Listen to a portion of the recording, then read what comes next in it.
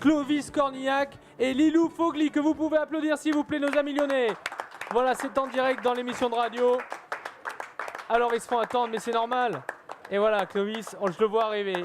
C'est-à-dire que pour vous décrire, il y a un accès loge. Et Clovis nous rejoint. Salut Clovis. On était tranquille dans le Bah oui, j'imagine bien, vous étiez tranquille à l'heure de l'apéritif, on vous dérange.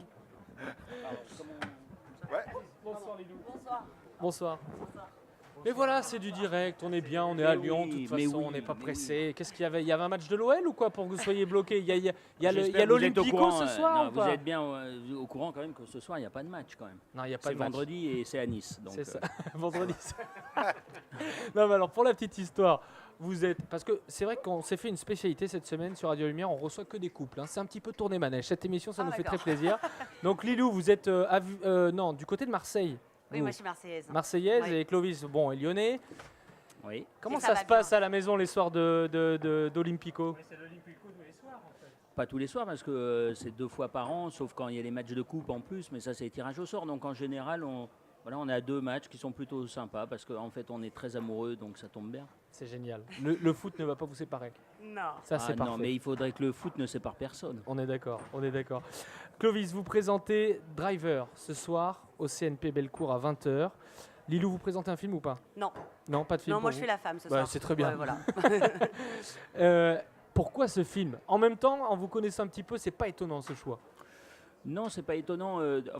C'est-à-dire que déjà, ce cinéma-là est un cinéma que moi j'ai découvert à un moment où on est extrêmement ouvert à ce type de cinéma, c'est-à-dire à la préadolescence. Donc, c'était vraiment le cinéma de Walter Hill a été pour moi.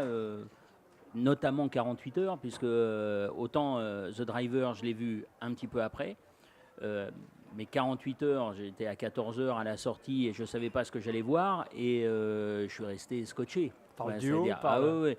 Pour moi, Walter Hill, John Landis, les années 80, fin des années 70, début des années 80, c'est le renouvellement du genre, quoi. C'est-à-dire, j'ai pris ça comme un coup de fouet.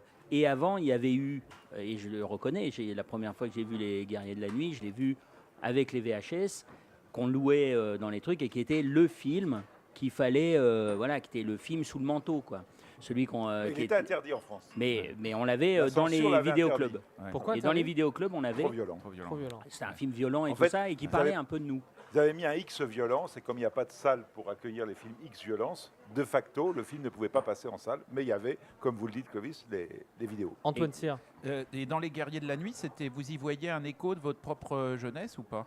Oui, c'est-à-dire que, en fait, ce qui se passait, c'est que Les Guerriers de la Nuit faisaient partie pour la première fois, on avait le sentiment que un cinéma populaire, d'action, s'intéressait un peu, on va dire, à une petite voyoucratie. Alors là, elle était elle était multipliée. Idéalisée. Voilà, elle était multipliée et tout ça, mais après, quand il y a eu, pareil, le Outlaw... Les Seigneurs de Kaufman, vous l'avez. Bien sûr, tous ces films-là ont commencé à devenir les héros de films. Et alors même s'il y avait eu avant, nous on connaissait pas. Moi à cette époque-là, j'avais pas vu les films avec James Dean, j'avais pas vu ces trucs-là. On découvre C'est après en grandissant, mais en vrai, ma génération ne connaissait pas. Le marché n'était pas là-dessus. Il était sur des gens formidables, qui étaient Pierre Richard, Belmondo, les Américains c'était les autres et tout, mais il n'y avait pas les petits voyous, quoi. Et les petits voyous qui deviennent sexy, ça te fait un peu plaisir. Tu as l'impression que tu te projettes dans ces nouveaux héros, quoi. Ouais, mais alors justement, Antoine Cyr. dans Driver, finalement, le driver, c'est Ryan O'Neal qui est un petit peu beau gosse, alors qu'à l'origine, c'était McQueen qui était prévu. Alors vous êtes plutôt O'Neal ou plutôt McQueen? Grave McQueen. Il n'y avait pas photo. Pour moi, c'est alors après, c'est pareil, ça n'en. Et Aurélie? Enfin, McQueen, McQueen aussi. 100 000 %. Il est très mignon, O'Neill, et c'est un bon comédien, mais là, c'est un petit miscast quand Ouais, même. ouais. on a un peu ce sentiment, mais j'ai eu parce que c'est vrai qu'O'Neill, on en parlait aussi avec Lilou, mais c'est vrai que O'Neill est un acteur. Enfin pour moi, évidemment, c'est Barry Lyndon. Enfin, ça reste, pour moi, c'est le gars est parfait, c'est-à-dire le casting parfait. dans The Driver, voilà, j'ai envie de voir McQueen. Ouais. Et moi, je pense aussi, O'Neill, il me fait aussi penser à Pepper Moon de Bogdanovich, où vraiment un truc complètement un conte de fées, quoi. Mais il a ce côté tellement joli garçon que j'ai eu le même problème avec Gosling sur Drive. Sur Drive. Mais, alors que Dieu sait que c'est un acteur remarquable. Ouais. Donc c'est pas la qualité des acteurs que je remets en cause du tout, c'est comment je me projetais sur les acteurs. Et c'est vrai que le petit gars se projetait plus sur un McQueen, sur un Bronson, sur un Yul Brynner, sur ces mecs-là, plutôt que sur le mec trop beau où tu dis, bah c'est pas moi. Alors, oui. l'avantage aussi Lilou. dans The Driver, c'est que c'est vrai que si on coupe le son, vous avez quand même le film. Ouais. On comprend tout, c'est tellement visuel et les personnes sont tellement ancrées. Très minimaliste dans C'est sa iconique, façon. c'est ça le charme Ouais. du film. Enfin, il y a à côté Néo Jean-Pierre Melville, non? Alors, c'est la référence toujours qu'on prend pour le tip-top du silencieux. noir, ouais. Mais je trouve qu'effectivement, le début, par exemple, et pour le coup, moi j'adore. Je trouve ce type de film pour ça. Et d'ailleurs, je pense que 48 heures commence aussi où il n'y a pas de son, il y a juste de la musique avec les prisonniers qui tapent et tout ça et tout. Et on est en fait dans ce type d'univers où moi j'adore quand tu installes l'univers et tu installes des personnages comme ça, un peu taiseux, un peu costauds, taiseux, et qui sont en fait les premiers super-héros pour nous. Donc, et ce côté Melville, je retrouve dans la réalisation, dans la mise en scène, quoi. Il y a une vraie mise en scène, il y a des cadres dedans. Qui sont pensés. Hein. Et le montage est extraordinaire.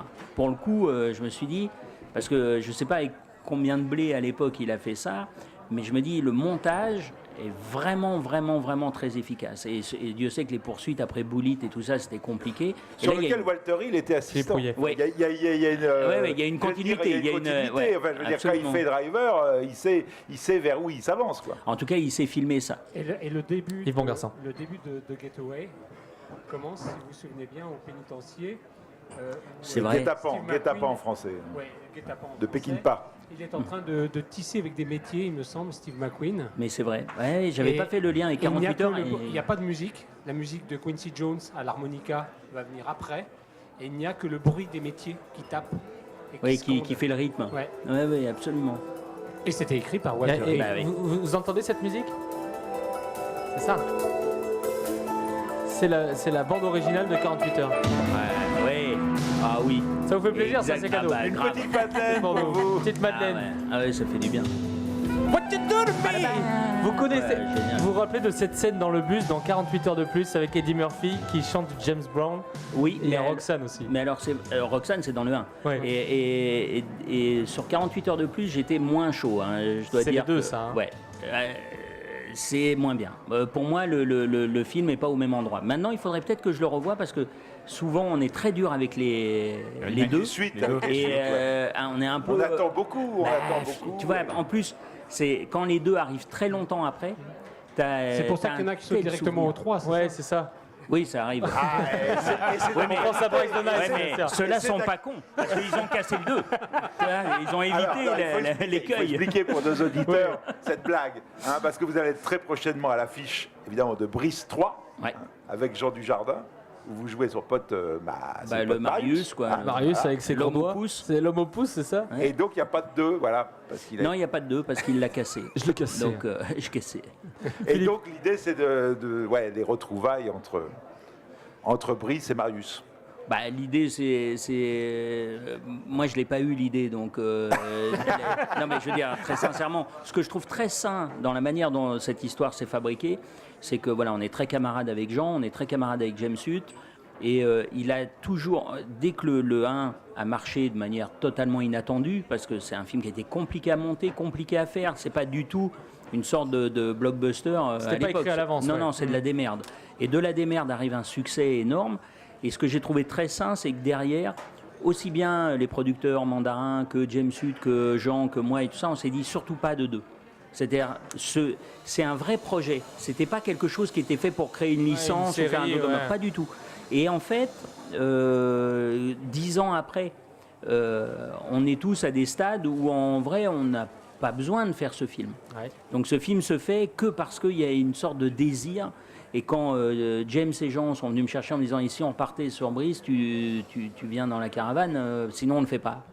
Tu dis, mais évidemment, les gars. Vous n'avez pas demandé le scénario, vous y allez direct. Non, il n'y a pas de question. C'est-à-dire que, heureusement, le cinéma, au-delà des images, c'est aussi une aventure humaine.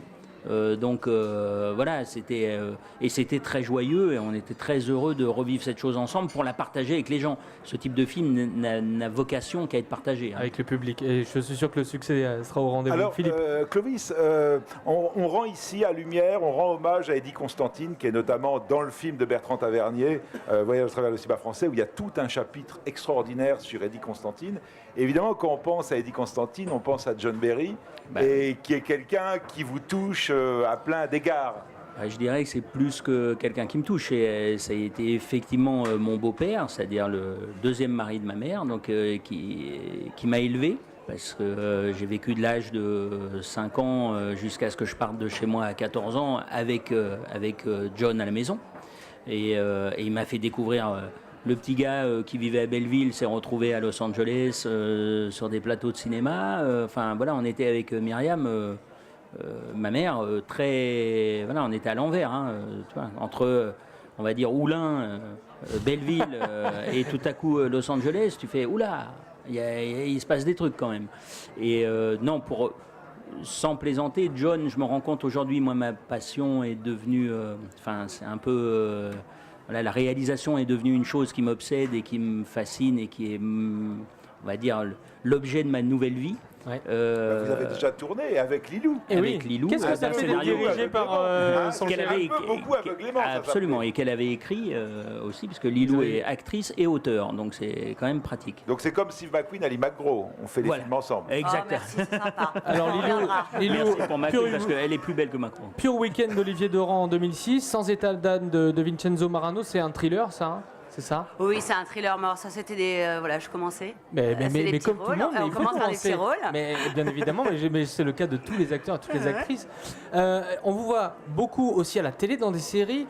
Vous alternez les comédies et des polars, les thrillers. Finalement, je me rends compte que dans vos choix de cinéma, l'un et l'autre, vous excellez aussi bien dans la comédie que dans ces films-là qui sont un peu plus noirs.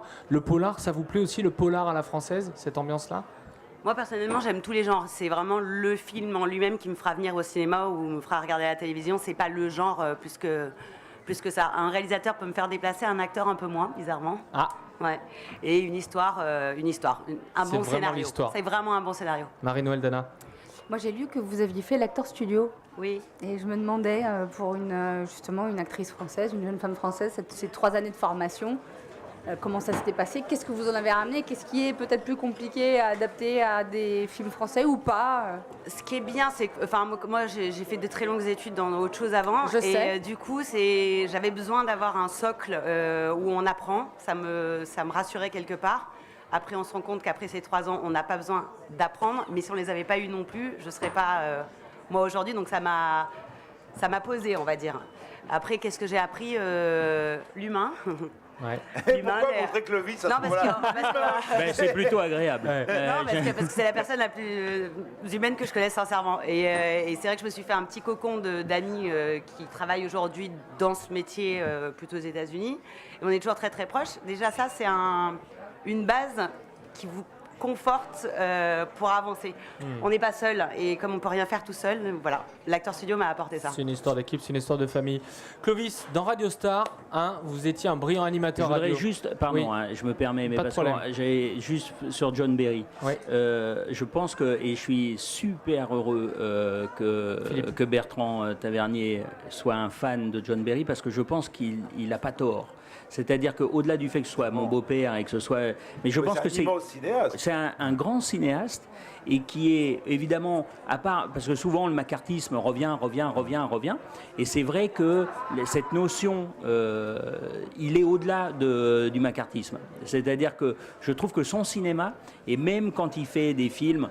Parce qu'il a fait des films, Don Juan avec Fernandel, c'est pas le plus grand film qu'on ait vu, tout ça. Mais il n'empêche que dedans, tu trouves des plans, tu trouves des séquences, tu trouves des moments où tu fais ce gars-là est un homme de cinéma. Et moi, sur chaque chose que je fais aujourd'hui, et je m'en suis rendu compte que maintenant à mon âge, enfin depuis un peu beaucoup aveuglément, je remercie à chaque générique des films qu'on va me donner l'occasion de faire et qu'on me donne l'occasion de faire aujourd'hui, je remercierai cet homme-là.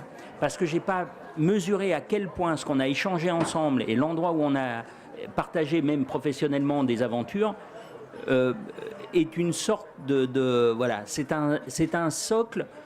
C'est pas le génie inconnu, hein, qu'on s'entende bien. Mais je pense que c'est un grand cinéaste, c'est-à-dire que c'est des gens qui ont fait des films pour les gens et qui ont mis du cinéma dedans. Et c'est exactement, moi, l'objectif que je pourrais avoir. Donc je remercierai jamais assez cet homme-là. Et voilà, le passage de flambeau. Merci de lui rendre hommage ce soir. Je sais que ça vous touche. Alors, on parle de Radio Star, vous étiez un brillant animateur radio dans le film. Ouais. On va voir si vous avez de bons restes sur la radio du Festival Lumière, sur la grande émission. Vous allez lancer une chanson, Nancy Sinatra, qu'on retrouve dans votre film. Vous connaissez le titre? Putain, je m'en souviens These plus. boots are made for walking. Miss. These boots are made for walking. Sur Radio Lumière. C'est parti. Clovis Cornillac est l'animateur du soir. Et tout de suite, on retrouve sur notre radio préférée These Boots, Frankie Sinatra. Nancy. Et elle a changé de prénom au moment où je m'y attendais pas. Et c'est De génial. sexe aussi. Et j'ai envie de de dire, sexe. et j'ai envie de dire, à tout de suite.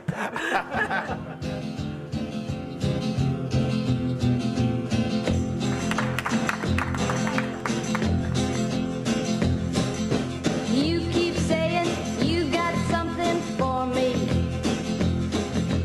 something you call love, but confess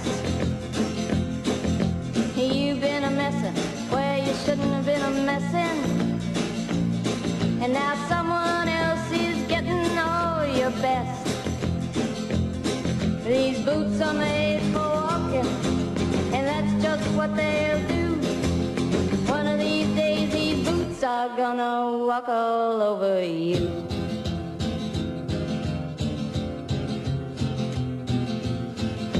Yeah.